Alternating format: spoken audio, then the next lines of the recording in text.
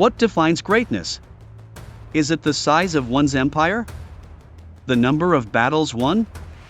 Or the impact left on history? What if a single man could rise from a small kingdom, challenge the mightiest empire on earth, and win? What if, by the age of 30, he ruled over more land than any man before him? This is not a myth. This is the story of Alexander the Great, the king who conquered the world and became a legend. Alexander was born in 356 BC in the Macedonian city of Pella. His father, King Philip II, was a military genius, a man who transformed Macedonia into a powerful state. His mother, Olympias, was deeply spiritual, and told her son he was descended from Achilles, even from Zeus himself. From childhood, Alexander was different. He tamed the wild horse Bucephalus when no one else could. He trained with the best soldiers in his father's army. And he was educated by one of history's greatest philosophers, Aristotle. From Aristotle, he learned logic, ethics, poetry, and perhaps most importantly, the belief that a single man could shape the world. In 336 BC, when Alexander was just 20, tragedy struck.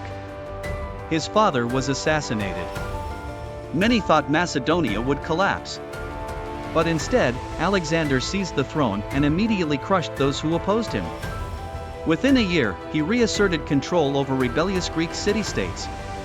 At Thebes, he made an example. He destroyed the entire city, sparing only temples and the house of the poet Pindar. The message was clear: challenge Alexander and be erased.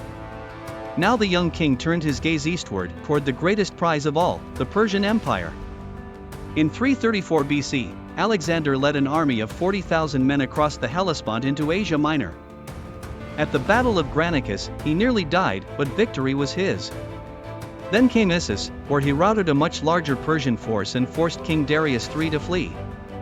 Finally, at Gaugamela, he delivered the decisive blow, shattering the Persian army and marching unopposed into Babylon, Susa, and Persepolis, the ancient capitals of Persia. Alexander now ruled over the heart of the Persian Empire, but he was far from finished. Alexander envisioned more than conquest. He dreamed of unity, of blending Greek and Persian cultures into one great civilization. He married a Persian princess, Roxana. He wore Persian robes, encouraged his men to take local wives, and even trained Persians in Greek military tactics. To many of his Macedonian officers, this was betrayal. But Alexander believed, if I am to rule the world, I must become part of it. He founded more than 20 cities, the most famous, Alexandria in Egypt, that would become beacons of learning and trade for centuries. Still not satisfied, Alexander pushed into India. There, at the Battle of the Hydaspes, he faced King Porus and his war elephants. It was one of the hardest fought battles of his career, but Alexander prevailed. He wanted to go further, to reach the end of the world. But his men had had enough. After nearly 10 years of non-stop conquest, they refused to go on.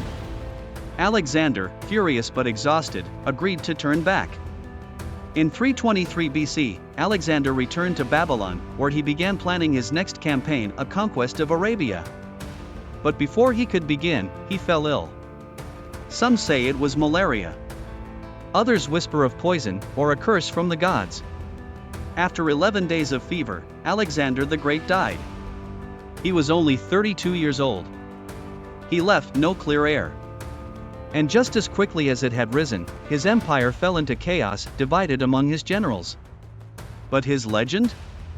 That would never fade. Alexander changed the course of history. He spread Hellenistic culture across 3 continents. He laid the foundations for trade, science, and philosophy that shaped future empires.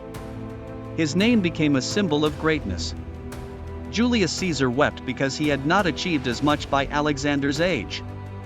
Napoleon studied his campaigns religiously. And to this day, military schools analyze his tactics. He was more than a king. More than a conqueror. He was a force of nature. A legend forged in blood, vision, and ambition. He was Alexander the Great.